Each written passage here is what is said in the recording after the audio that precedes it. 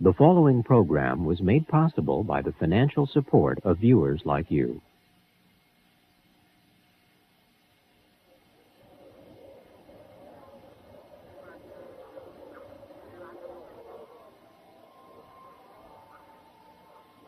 Korea, the demilitarized zone, a strip of land 4 kilometers wide, which cuts the country in two. Loudspeakers wage a propaganda war from both sides.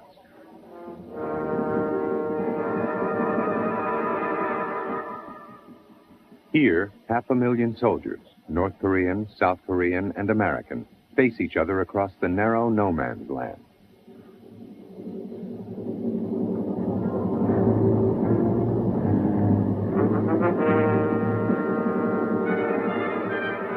Each side worries and watches.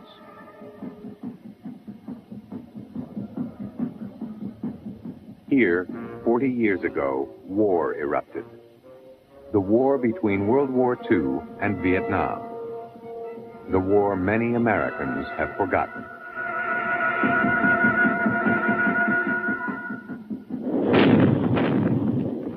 On June 25, 1950, early in the morning, fighting broke out in Korea, which had been divided along the 38th parallel since 1945.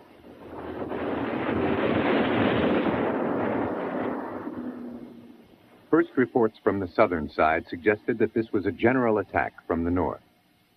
Within 24 hours, the U.S. had taken the issue to the United Nations, where Secretary General Trygve Lie moved swiftly on scant information.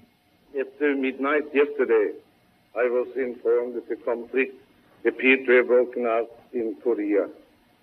I immediately dispatched telegrams to the United Nations Commission in Korea asking for a report.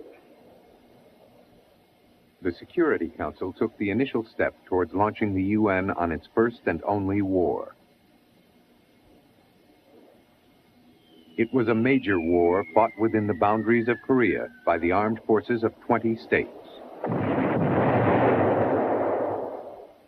Over the next 3 years, Korea was to be devastated and untold millions of Koreans killed.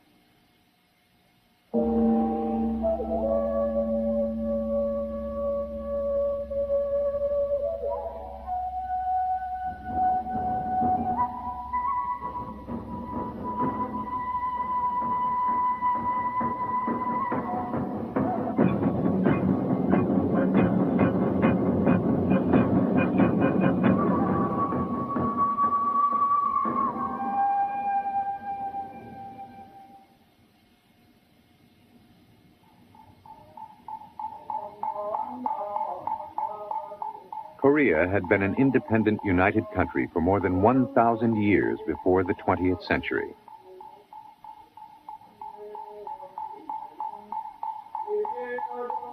So isolated that it was known as the Hermit Kingdom. It was a settled society, resting on a peasantry tied to land they did not own. Korea wanted to be left alone, but it lies between great powers. Japan annexed it in 1910, and it became a bridgehead for Japanese expansion into Asia.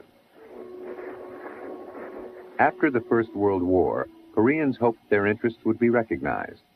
There were big anti-Japanese protests, with many paying a terrible price for resisting.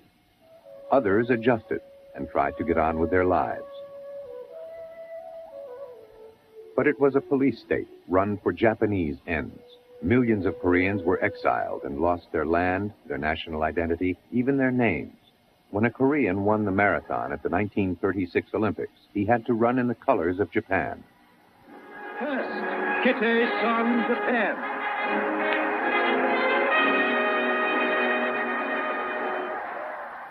The Japanese cheers could not hide his unhappiness, which speaks for Koreans' deepest feelings. 그때의 청소스라람이랑은 내가 지금 이 순간에도 눈물로서 표현을 I can only recall through tears, even now, my heartbreak at that moment. It was I who had run and won. But the national flag and the anthem were those of our oppressors. When I saw this, I felt that even though I might be able to win another world competition, I would never enter another. Korea's old elite made its protests through nationalists like Syngman Rhee, who went into exile in America in 1912 and was briefly president of a government in exile in China. Syngman Rhee was a conservative nationalist, anti-Japanese from the beginning, and I must say he had a spotless anti-Japanese record for his entire life. He was revered because he was the first Korean, I believe, in the United States to get a doctorate degree. He got his doctorate at Princeton in 1910, went back to Korea and served as an agent for the YMCA for about 18 months, and in that capacity traveled around all over Korea making speeches to Korean groups.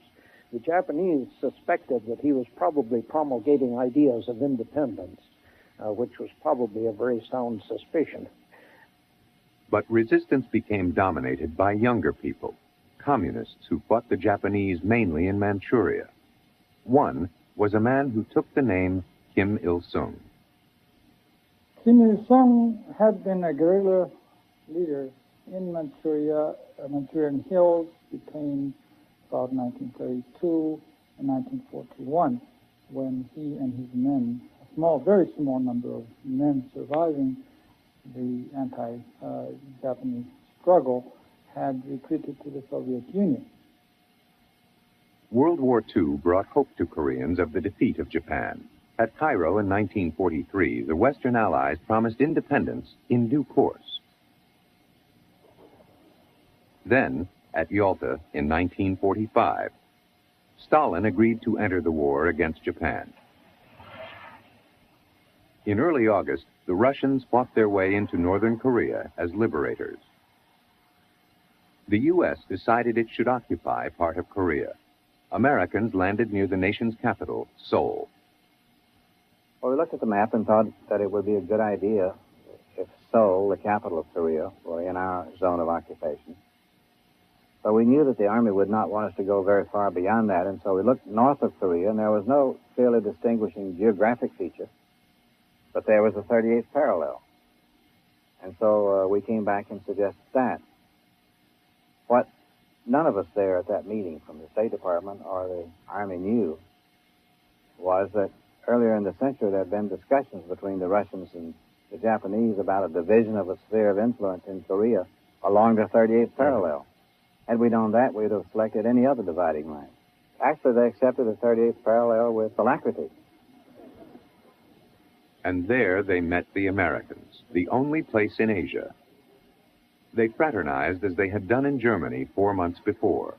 Koreans, though delighted to be freed from the Japanese, were less happy about seeing their guiltless country divided like Germany and unlike Japan. Of all the countries we divided, Korea was the most innocent, the least deserving of being divided. And in many ways, we never intended in a planning way permanently to divide Korea. We intended to have a united Korea. The mistake was that we didn't lay the proper ground to occupy Korea jointly with the Soviet Union. And one of the reasons we didn't do that was the residual fear of Soviet advantage through cadre, which we did not have. Kim Il-sung soon returned.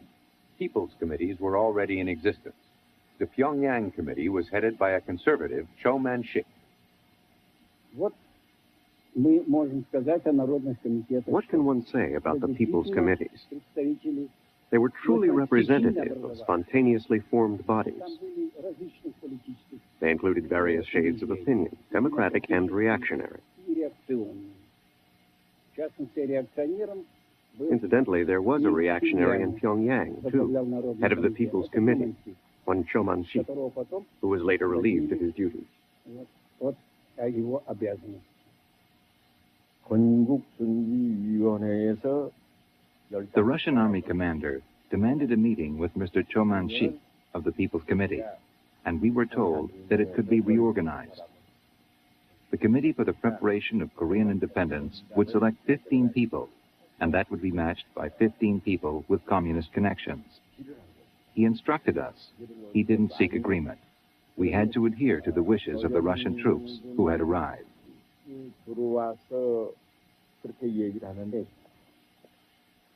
The Russians helped Kim Il-sung to the fore. Choman-shik was later arrested. By early 1946, Kim was the leading figure in the North. He worked closely with the Russians, but he was no stooge. He was able, tough, and single-minded. His Provisional People's Committee introduced sweeping reforms within the first year. Opponents were arrested and left powerless. In the South, Americans landed in September 1945, and politics took a different course. I was struck on the way into Seoul by the great numbers of people, Koreans, who lined the road. Every one of them looked as happy as a lark. They saw 50 years of despotic rule was coming to an end and everything would be right for the future. It was a tremendous experience, one that I realized at the time I'd never see again. Thousands of Koreans lined up in the street to welcome oncoming Americans. So I took out rolls of cotton cloth, and on it I wrote in big letters, welcome our emancipators. Welcome apostles of peace. Of course, I had to look up the dictionary to find these big words. Even the communists welcomed the Americans as Liberation Army. As the U.S. Commander General Hodge took the surrender, Japanese troops were disarmed and sent home. But there remained a symbol that the U.S. was maintaining the old order. The police force in which Koreans had served under the Japanese was kept on. Koreans in the South had other ideas on how to govern themselves. Just before the American forces arrived in September, the People's Committees, under the leadership of Yoh Won-hyung and others, sent representatives to a national conference in Seoul, which then proclaimed itself as the government of Korea. But the Americans were under orders from Washington not to accept authority of any Korean group as representing the Korean people until the Korean people had a chance to select their own representatives. Therefore, the so-called People's Republic was immediately disbanded. And in our case, there were some People's Committees that seemed to be doing a very competent job, and some of us thought that they ought to be carried on. Then, as time went on, the Americans, of course, in effect legitimated the Japanese government structure, although they peeled off the Japanese. It was still the same structure. And one by one, the People's Committees were disestablished with varying degrees of force. In 1945, more than 40% of the South was governed by People's Committees. The American military government suppressed them. I heard that Yu Neal, who was the #1 communist in the province, had said that he was going to have my job in 6 months. So I thought that was interesting, so I got Yu Neal in for an interview. And he, communist-like, very brazenly said, I understand you're having problems getting the Koreans to fill these jobs. He said, tell you what, you turn the job over to me, and overnight you will have a functioning government. I said, that should be well true. But we are not here to liberate the Korean people from 40 years of Japanese domination and turn them over to another worse dictatorship. He said, we'll bury you or you will have trouble. And we did, of course.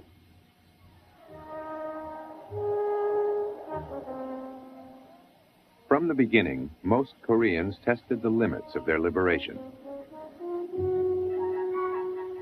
The Americans turned to the man many felt safest with, Syngman Rhee.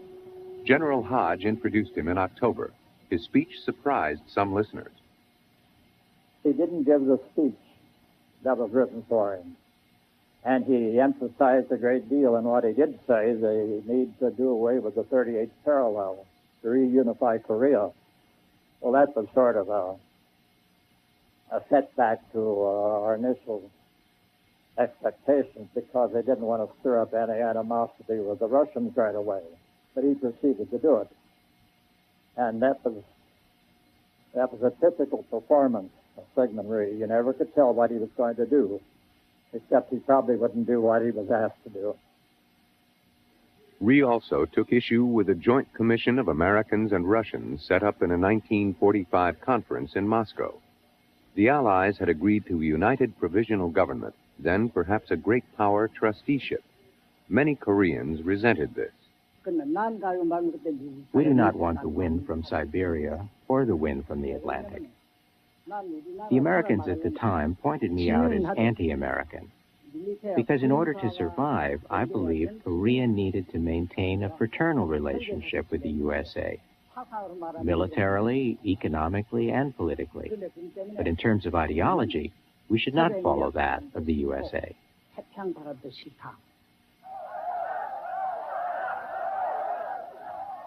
Rhee's supporters seized on the trusteeship issue to oppose the Moscow Agreement as a whole. Those people felt that a joint administration of Korea by the Russians and Americans would lead to reforms that would undercut their power. In other words, there would have to be some sort of purge of collaborators with the Japanese, since the Russians were doing it in the north, and official American policy called for a purge. And there would have to be land reform. They opposed both of those things, and therefore the trusteeship issue gave them their first sort of patriotic issue, so they could say, I'm not a landlord. I'm not a collaborator with the Japanese. I'm a patriot. Hodge, urged on by Preston Goodfellow, the intelligence officer who brought Rhee back, came to rely more and more on the right. The U.S. moved to set up a separate government in the South. There were also factional assassinations. The leading moderate, Yoon Hyung, was murdered in 1947. The result was that there was a definite strong-armed element in the rise of the right and of Syngman Rhee, although he also had great charismatic and speaking powers, and also was a very far-seeing politician in some respects. There were repeated crackdowns against the left and moderates by official police, quasi-official gangs, and the occupation authorities. The Communist Party in South Korea had substantial support. Actually, between 1945 and 1946 or even 1947, the Communist Party, I believe, was the best organized political force in South Korea. Had the Communist Party in South Korea played their cards well, South Korea probably would have been taken over by the Communist Party. They were too radical. Violent battles were common in the towns and throughout the countryside, with attacks on the hated police and landowners. Hunger and poverty were widespread. These were not a bunch of agrarian reformers or propagandists alone. They were a well-organized, thinking, intelligent group of people. And so, since things were getting worse out in the countryside, I declared war on the Communist Party. And so we started, and we put 3,000 communists and fellow travelers in jail. And at this point, I might say that a lot of good, patriotic, intelligent Koreans had joined the Communist Party or had supported them before our arrival, because it was the only effective anti-Japanese organization. And these people were not real communists, and they very soon saw the way the wind was blowing and got out of the organization. But we put about 3,000 in jail. In the North, the communists were not in jail. They were in power. Kim Il-sung was the center of a growing personality cult. He and his guerrilla colleagues stamped their radical authoritarian imprint on the country. They rebuilt the North's powerful industries.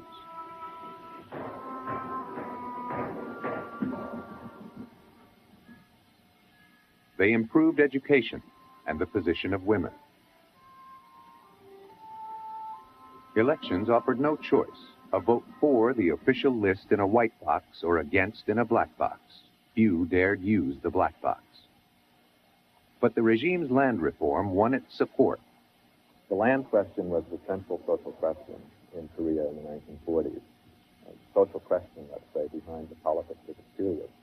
The reason that land reform was at least a temporary success in North Korea was that the land was simply redistributed. It was a land to the tillers program. Tenants got the land they worked on. But the land was not collectivized.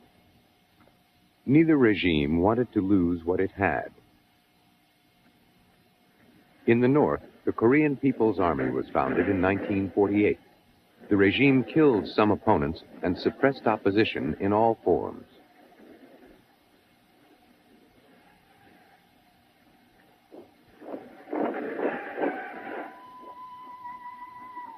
But there was still an open border. Refugees flowed both ways, but by 1948, more were heading south. Among them were Christians, landlords, former collaborators with the Japanese, and others who saw no future under communism.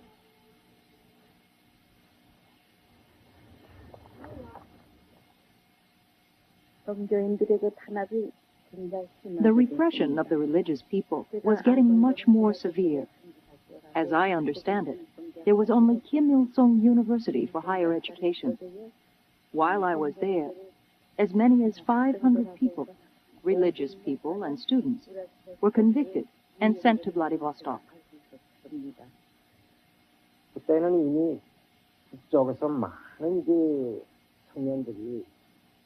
At that time in North Korea, many young people opposed and fought communism and came south.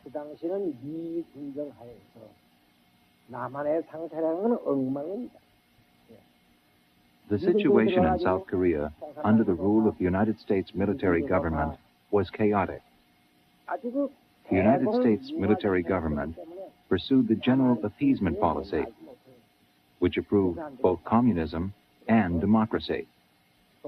And this created great disorder in the whole of South Korea. Unable to rely on the U.S. military government to restrain communism, we formed the Northwest Youth Corps and carried out terrorist activities. In 1947, the Russians were back in Seoul for a last attempt to reach agreement on a unified Korea. They proposed simultaneous withdrawal of forces by the Americans and themselves. But the Americans declined, and over Soviet protests, turned instead to the infant United Nations. A UN commission on Korea was set up. The Russians refused to recognize it or to let it into the North. The UN was then pro-Western. It voted for elections in the South on American urging. Those resolutions mean, in essence, that the United Nations is going to try to break the deadlock which has developed in Korea, and which, for now 2 years, has prevented the achievement for Korea of the... Canada and Australia voted against. The issue was whether there would be a separate election in the South alone. And my instructions were that we should resist an election in the South alone, because if there was an election in the South alone, you would end up with a government for the South alone. And indubitably, you would have also then a government in the North for the North alone, possibly both claiming to represent the whole of Korea. Kim Il-sung was quick to exploit the opposition to these elections by most political leaders in the South. In April 1948, he invited Rhee's two main opponents to a national conference in the northern capital, Pyongyang. They went, hoping to stave off the division of the nation, and with assurances the conference would propose free elections and a free economy.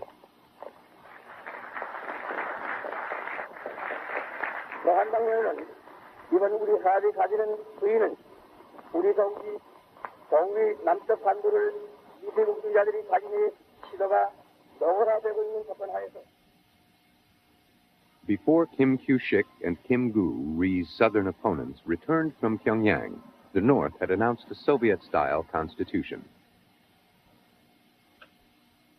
Even so, they boycotted the elections, as did all major politicians except Ri, as a final protest against the division of Korea. Americans had hoped for wider participation. Still, the elections were held, the first attempt at democracy in Korean history. Police guarded polling places against guerrilla raids and mobilized support for Ri. Youth gangs also assured a large turnout in the countryside. I felt that it would have helped the unity of the South if the moderates had been able to participate in the election. So that really it was a rubber-stamp election. As far as I could see in Seoul, where I was, I didn't go out in the countryside, it was conducted fairly enough under these circumstances. The UN observers visited about 2% of the polling stations and pronounced themselves reasonably satisfied in their report. A year later, Kim Gu was assassinated by an army officer with the connivance of the Southern regime. General Douglas MacArthur, heading the Allied occupation of Japan, attended the inauguration of Ri as president in August 1948. The South formally acquired its independence. Ri claimed to represent the whole country. In the North, another claimed to represent the whole nation. Kim Il-sung proclaimed the Democratic People's Republic. It asked all foreign troops to leave. The Russians agreed. By the end of 48, except for military advisors, the Red Army had gone. As we crossed the frontier, Comrade Cheung-gun and I lowered the barrier. We held hands like this and lowered the barrier, thereby symbolically closing the frontier, as if to say we have no troops there now.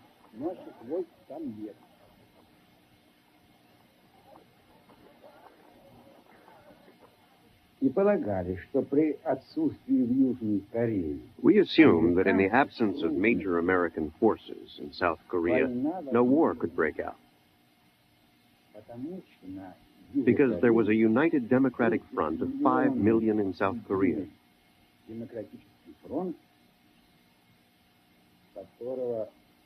the South Korean government, without American support, would not venture to start a war.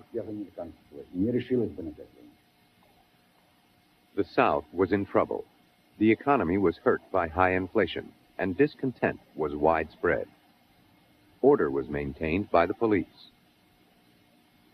The police were very cruel. They descended where they would. They arrested frequently without warrants. The kind of justice that was dispensed relied very little on rules of evidence. It was not very just, and people were tortured to produce statements for the prosecutors. Ri's police had to contend with many guerrillas bent on overthrowing his regime.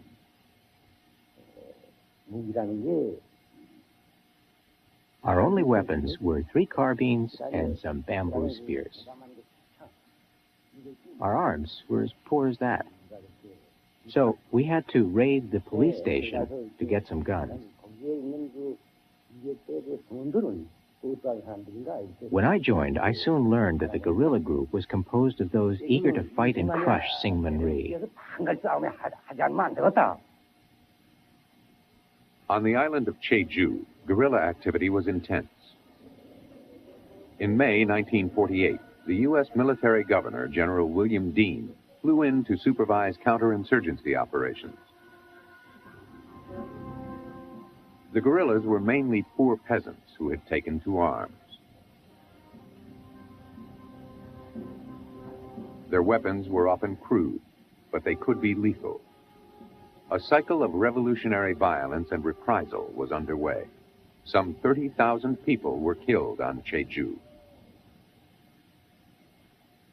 In October 48, a constabulary unit at Yosu refused to go there and mutinied. Its American advisors were worried. You didn't know who you could trust. A unit, before it would send their troops into the Yosu Rebellion, would probably put some agents into the barracks and sleep with that unit that night. He'd pick up the barracks chatter to see if they could detect any communists in the mix. Because, you know, you never knew whether when you ordered the unit out whether it was going to come to your help or come to kill you. 근데 그 반란 사건의 대대장 김지혜는 Though Kim Ji-hui, the Yosu Rebels battalion commander, had been my student when I was principal of the military academy, I volunteered to command the expedition to suppress the guerrillas into the South Chiri Mountains.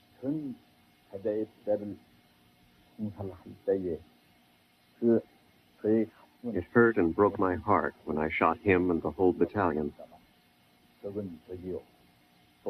But they were enemies who wanted our country to become communist and were therefore unforgivable. So I annihilated them before returning to Seoul.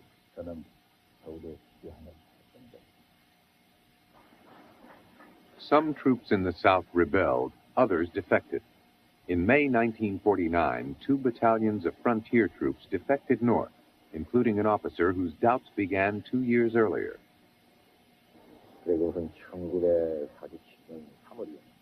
In March 1947, when I was company commander, I was ordered by the battalion commander, Sung Ya Chang, and our American advisor to suppress the riot in Ulchin in Gangwon province. As it was an order, I got my men into a truck and went to Ulchin. On arrival, I found some 40 peasants gathered there and an old woman with white hair whose face was swollen by malnutrition. She could not stand hunger any longer and had come to the country office, which had previously taken her grain away, and was entreating them in a pitiful voice to return her food. I asked myself, how can I call them rioters? Not all South Koreans who went north were army defectors. Some were guerrillas. A North Korean film shows some of them being surrounded and captured.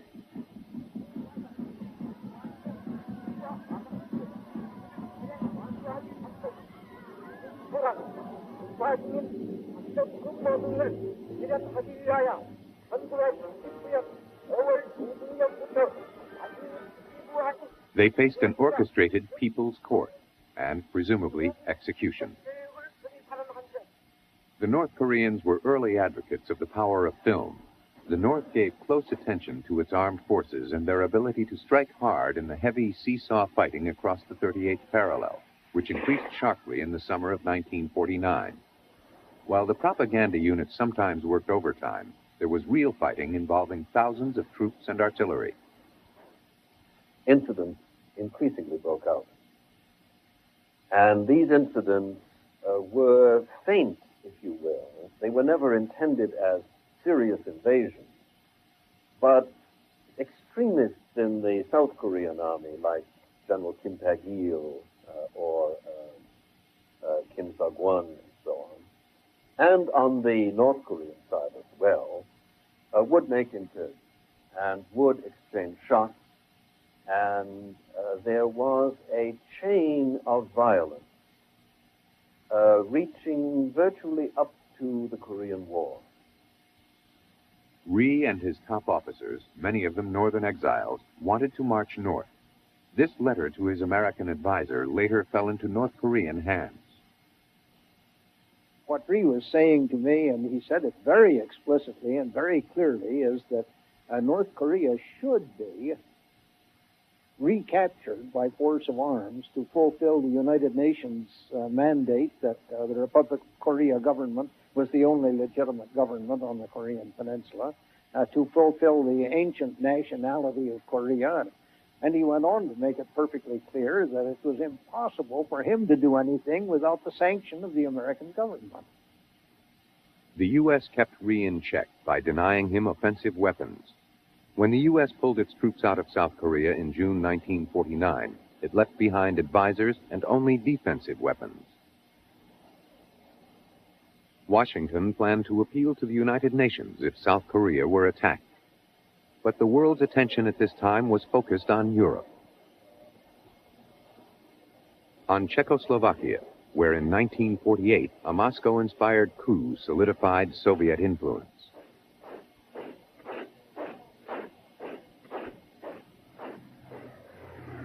On Berlin, where Truman was forced to mount an airlift to counter a Soviet blockade.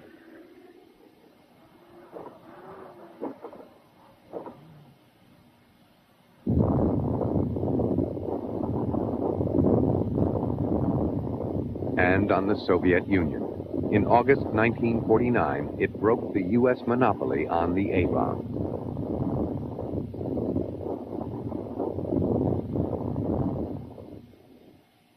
The Cold War in Europe dominated the strategic thinking of Secretary of State Dean Acheson. Well, Dean Acheson was a brilliant man. His interests really were concentrated in the North Atlantic in terms of his own strong sense of personal commitment. After all, he had played a large role in the building of the Marshall Plan and the construction of NATO. And from a geopolitical point of view, one can understand why this North Atlantic relationship was looked upon as fundamental. He had less interest in the little yellow, brown, black people in various parts of the earth. Our involvement in Korea was considered unfortunate, and we wanted to leave it. We'd set up a Korean government through the United Nations. Not a very satisfactory situation with the country still divided and so on, but if we can, let's get out and pay attention to Europe, which is what America wanted to do anyway. Let the dust settle in Asia. But America was involved in Asia, and the dust there was red. As news comes of Britain's recognition of the Chinese Communist government, pictures from the Indo-China border tell of the complete rout of the Nationalist Army. The Communists were victorious in China with a series of sweeping victories in 1949. America's ally in China, Chiang Kai-shek, was beaten.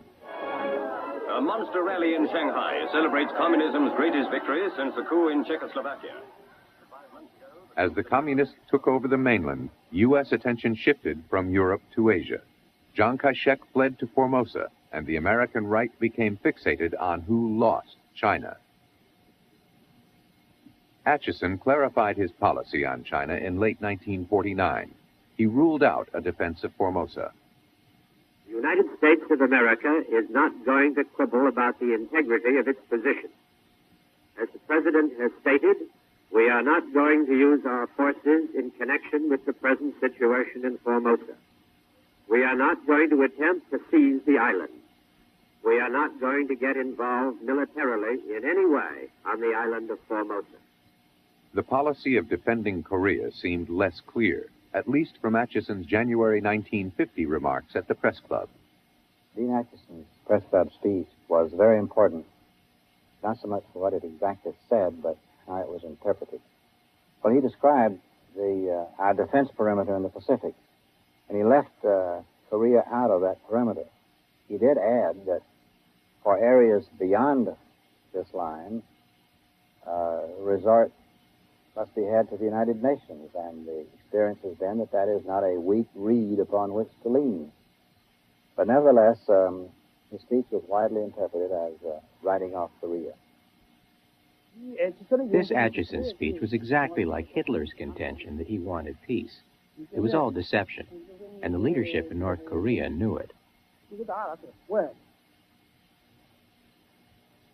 In February 1950, North Korea's neighbors, the two communist giants, China and Russia, signed a treaty in Moscow. The U.S. had hoped to woo Mao out of an alliance with Stalin, but now faced what appeared to be a menacing coalition of international communism. The U.S. had demobilized rapidly following World War II. Much of the Air Force was in mothballs. Amid much debate, it reappraised its defense posture in a document called NSC 68. Paul Nitze wrote it. In the period before we drafted NSC 68, there was really great difficulty between the Department of Defense and the State Department. Secretary Johnson of the Defense Department is determined to honor his obligation to hold the defense budget down to $12.5 billion. The rest of us had come to the conclusion that this was an impossibility to maintain an adequate deterrent posture vis-a-vis the Russians within that the defense budget. Particularly in view of the fact that the Soviets had removed our atomic monopoly. They just tested an atomic bomb, and the Chinese communists had consolidated their position on the mainland of China. In March 1949, a year before EDSA finished his review, Kim Il-sung went to Moscow. Neither side has disclosed Kim's discussion with Stalin, although the memoirs of Khrushchev claim that the possibility of war was discussed.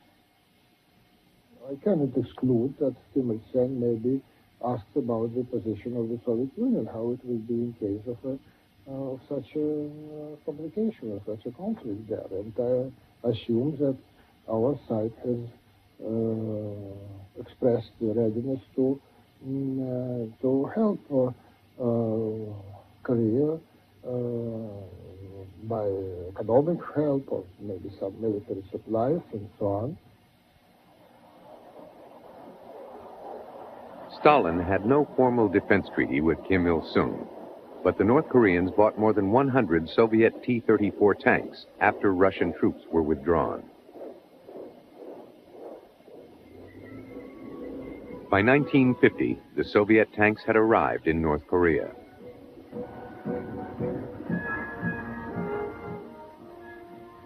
The North also had fighter planes and a well-trained army, including 60,000 veterans who had fought in the Chinese Civil War.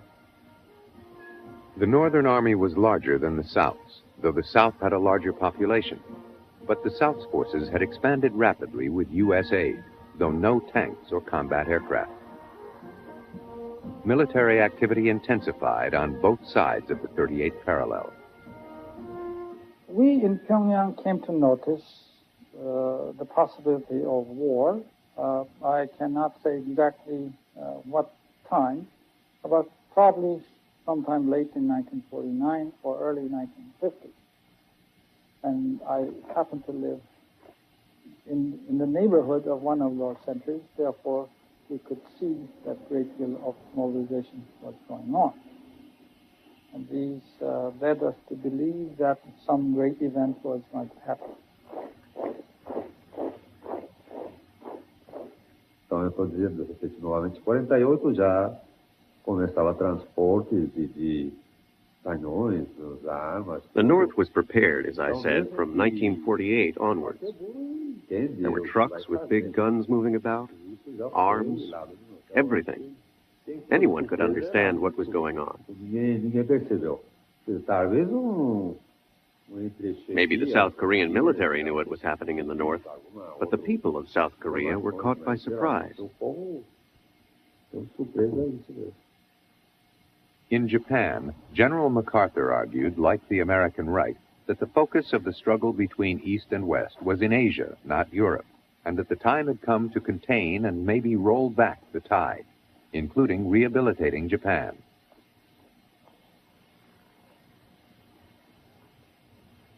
MacArthur began to take more interest in Korea. Rhee became a welcome visitor to Tokyo.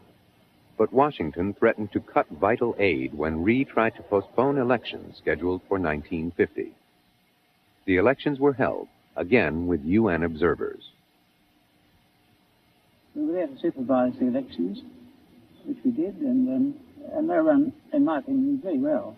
Tremendous response, particularly women, and I think they got about 90% response for their voluntary voting. There was some trouble. There was some people came down from, I think, Chirisan and killed a few policemen, and I think a few others were taken off by the guerrillas. But apart from that, it was a very well-run election. I think there were about 30-odd candidates. Some of them were in jail, and some were voted in whilst they were in jail. There now arrived in Korea John Foster Dulles, a Republican, recruited by Truman as special envoy to deal with East Asian questions. Dulles arrived on June 17th. Rhee had been weakened in the May elections. He hoped that Dulles could bolster his position. Dulles went to the 38th parallel. The North Koreans made propaganda use of the visit.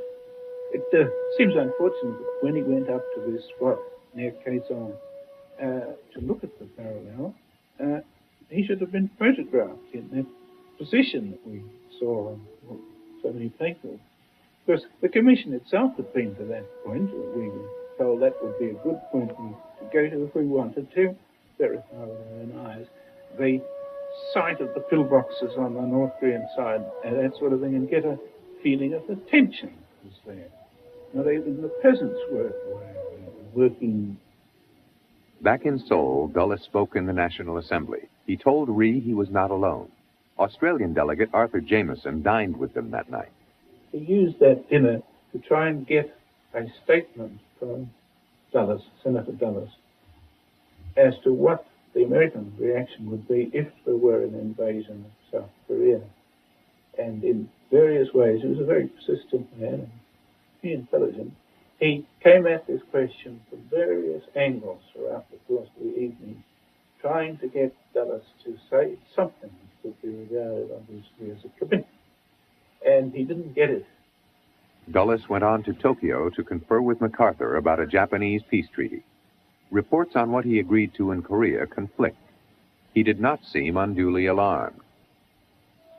In June, 2 Australian UN field observers inspected the 38th parallel on the southern side to check on any preparations for war. They made a 9-day tour in the company of South Korean officials. There was talk amongst some junior officers that they wanted to go belting north to get the thing over, but we could find nothing more than just that attitude. We didn't see any concentration of troops anywhere. We didn't see any concentration of stores, equipment, guns, ammunition, food. Nothing was stored forward. And they were very limited in the guns. They didn't have any heavy artillery. The Americans had kept them well under control, and they weren't armed for an invasion. Starting with an artillery barrage on the Angjin Peninsula in the west, fighting broke out sometime in the early morning of June the 25th. North Korea then launched a general invasion with infantry and tanks. But the North claimed then and since that they had been taken by surprise. Quite honestly, at the time, I thought it was another of the enemy's large-scale provocations. As yet, I did not know it was going to be an all-out war. While I was thinking it was just another armed incursion, there came the order from our superiors to counterattack. Only then did I realize that the enemy had started the war throughout Korea. That was how I felt. The North rolled its Soviet tanks. The South had no effective anti-tank weapons.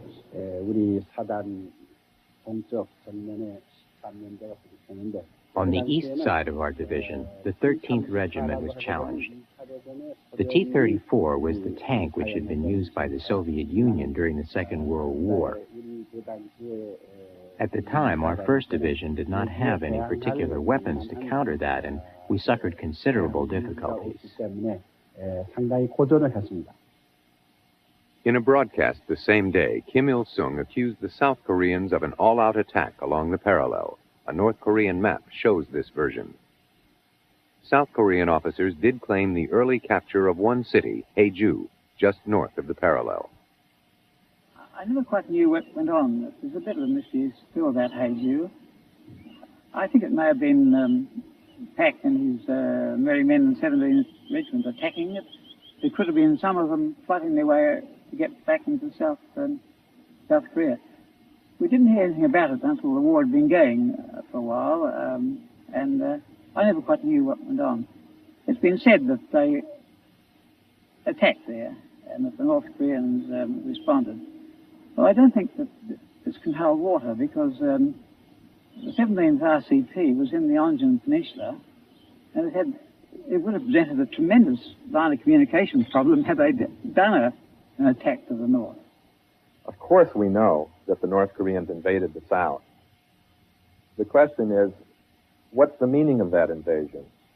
In my view, the North Koreans had their tanks greased up, their artillery fused, and their planes ready long before the Korean War began in June 1950. I think what happened, in fact, was that in the summer of 1949, the North Koreans were confronted with a situation where they might well have to fight.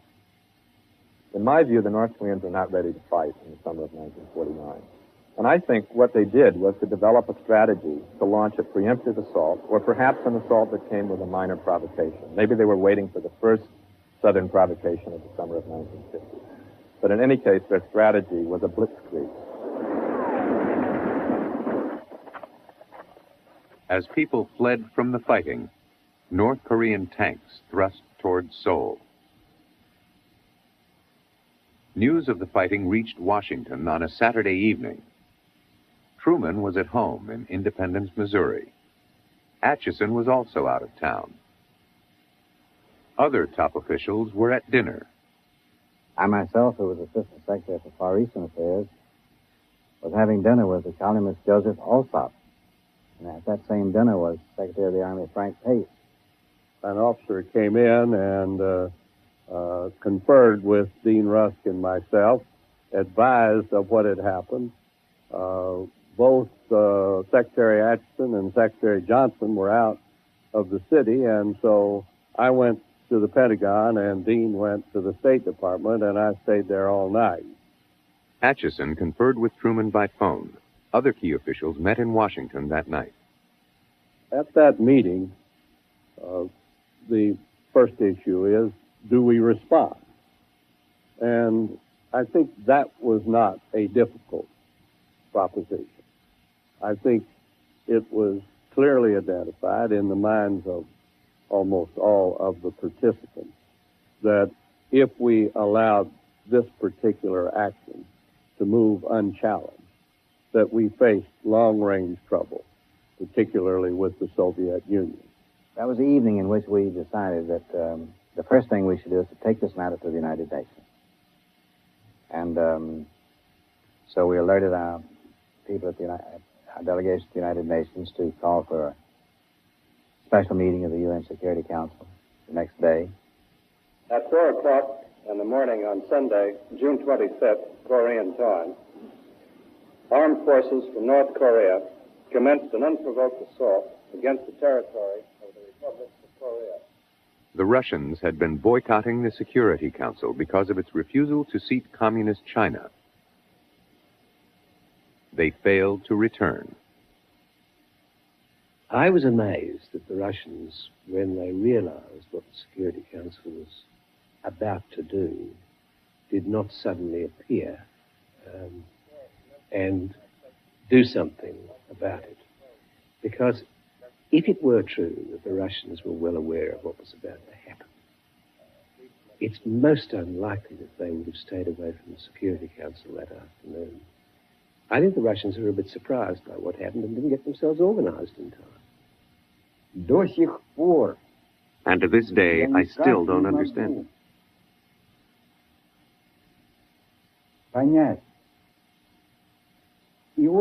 And resent. And consider it a stupid error on our part. We should not have allowed the Security Council, which was wholly pro the USA, to pass a resolution to send troops to Korea under the blue flag of the United Nations.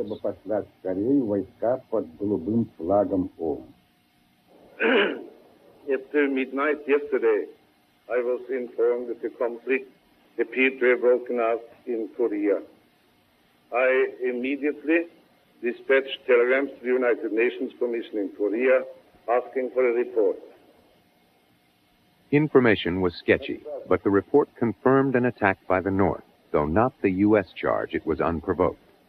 South Korea testified, the North did not. The final resolution charged the North with the attack and called on it to withdraw. The notion of a civil war was rejected.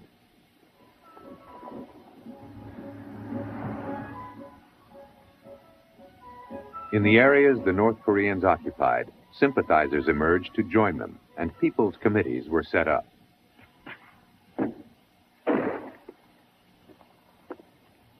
As the North Korean army approached Seoul, civilians and soldiers fled south toward the Han River. Much of the Southern Army was cut off as the key bridge across the Han was prematurely blown. The Communists could justifiably believe that the South was there for the taking, the war almost over. But it was only just beginning.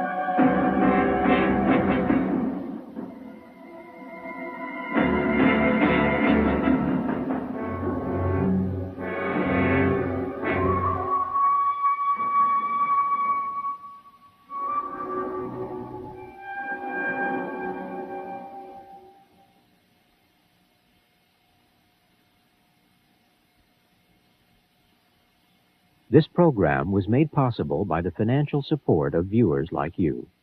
For a printed transcript, send $5 to Journal Graphics, 267 Broadway, New York, New York, 10007. To order by credit card, call 212-227-READ. Please specify Korea, Many Roads to War, and today's date. This is PBS.